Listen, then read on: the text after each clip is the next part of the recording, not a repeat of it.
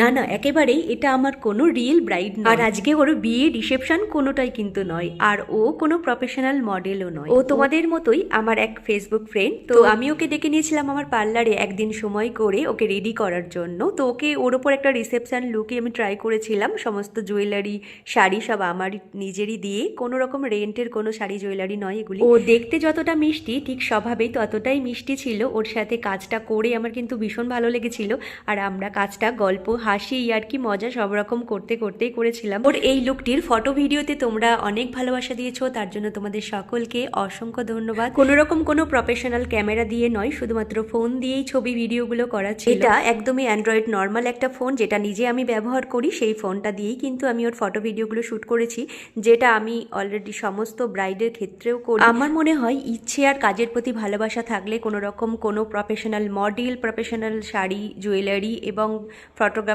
ছাড়াও কিন্তু আমরা এরকম একটা লুক রেডি করতেই পারি।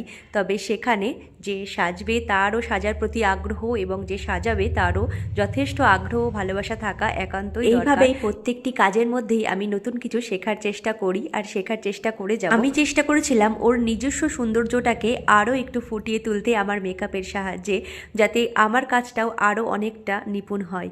তো ভালোবেসে কাজটা করলে কিন্তু প্রত্যেকটা কাজ থেকে আমরা কিছু না কিছু শিখতে পারি। রিয়েল ব্রাইড আমরা করি না কেন, রিয়েল ক্লায়েন্টের উপর পার্টি মেকআপ করি না কেন, যতটা প্র্যাকটিস করব ততটাই কিন্তু আমাদের কাজটা নিখুঁত হবে, এটা আমার মনে হয়। তো আমিও চেষ্টা করেছিলাম ওর ওপর একটা সুন্দর লুক ফুটিয়ে তুলতে। ওরও এই লুকটা কিন্তু ভীষণ পছন্দ হয়েছিল। তোমাদের কেমন লাগলো এই ভিডিওটা অবশ্যই আমাকে কমেন্ট করে জানাও।